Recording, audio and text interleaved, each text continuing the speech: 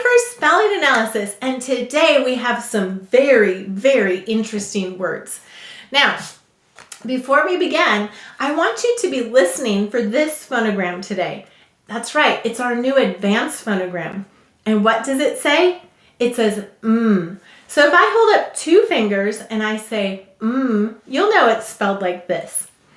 All right, our first word is space. There's plenty of space for everyone. Space. Go ahead and say space. Now let's sound it out. S. Use a k. Silent final E. Go ahead and write space. Sound it out as you write it.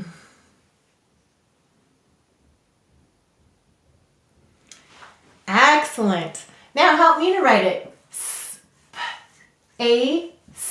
Silent final E.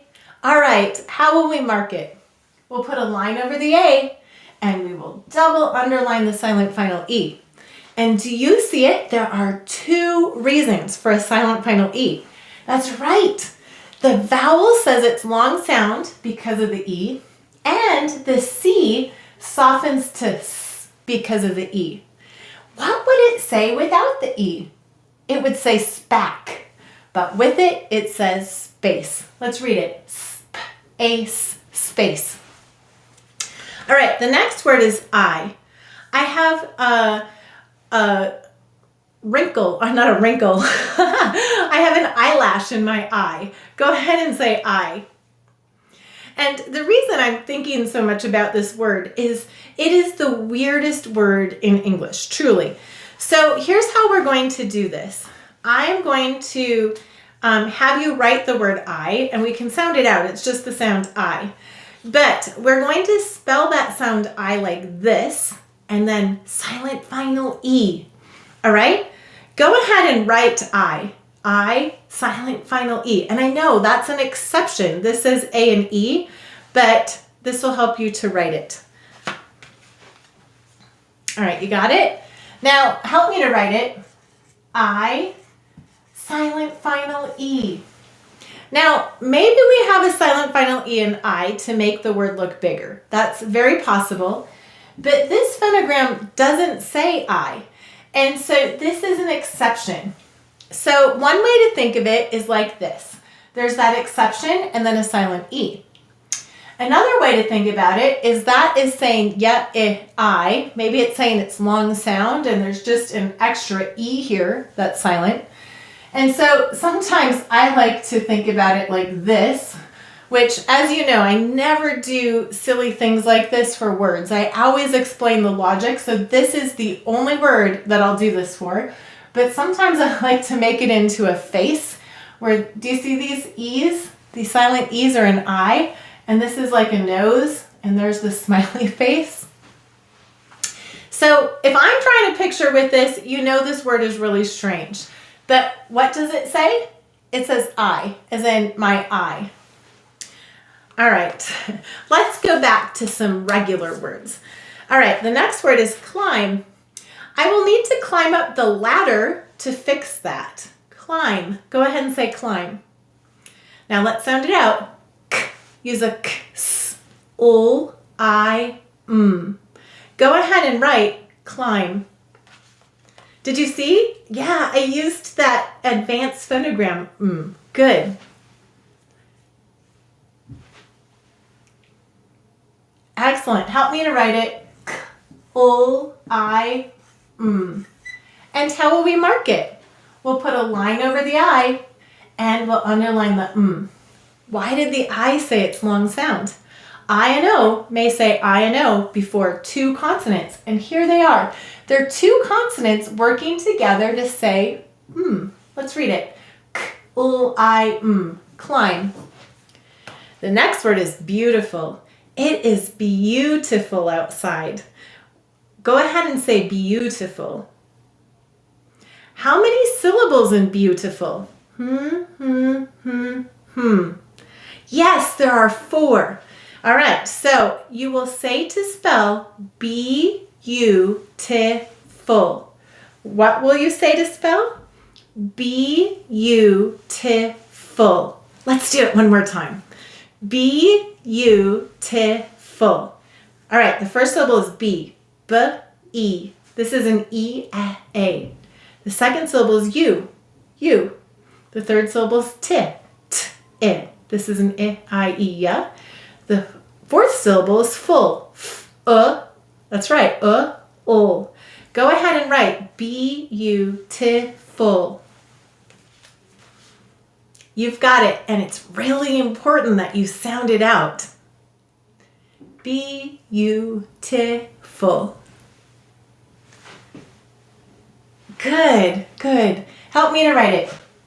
The first syllable is B. B-E. The second syllable is U. The third syllable is T. B-U-T. T-I. The fourth syllable is full. F-O. All right, how will we mark it? Well, underline the E. Put a line over the U.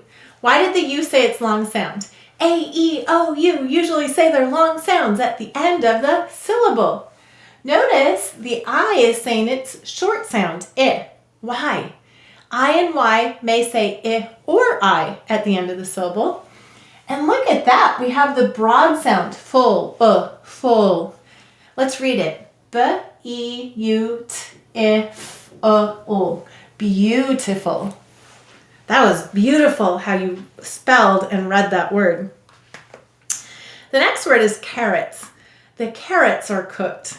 Carrots. Go ahead and say carrots. All right. How many syllables in carrots? 2. We will say to spell carrots. And I'm trying to overcome my Minnesota dialect here. So carrots. Let's sound it out. K-A-R, and then rots. R-A-T-S. Got it? Carrots. Good. Go ahead and write it. Good sounding it out. And it's a k, if I didn't tell you that. Let's sound it out together. K-A-R. The second syllable is rots. R-A-T-S. Let's sound it out. K-A-R-R-A-T-S. Carrots. Now, the reason that's hard for me to say for Minnesota is in Minnesota we like to make sounds long. So I say carrots. And I also say that a bag is a bag and a flag is a flag. And so sometimes our dialects make it a little bit trickier for spelling. But the vowel is still there, but it's clearly a short vowel. Carrots. Excellent. All right, the next word is potatoes or potato. I peeled one potato. Go ahead and say potato. How many syllables in potato? 3. We will say to spell po-tay-to. What will we say to spell? Po-tay-to. Let's sound it out. The first syllable is po, p-o. The second syllable is tay, t-a. The third syllable is to, t-o. Go ahead and write po-tay-to. All right, you've got it. Potato. Excellent. Now help me to write it. The first syllable is po, p-o. The second syllable is tay, t-a. The third syllable is to, t-o. All right, how will we mark it? You're right. We'll put a line over the O, the A, and the O. Potato. And why did they all say their long sounds? A, E, O, U usually say their long sounds at the end of the syllable. And there they are. They're all at the end. The next word is tomato. Do you like to eat tomatoes?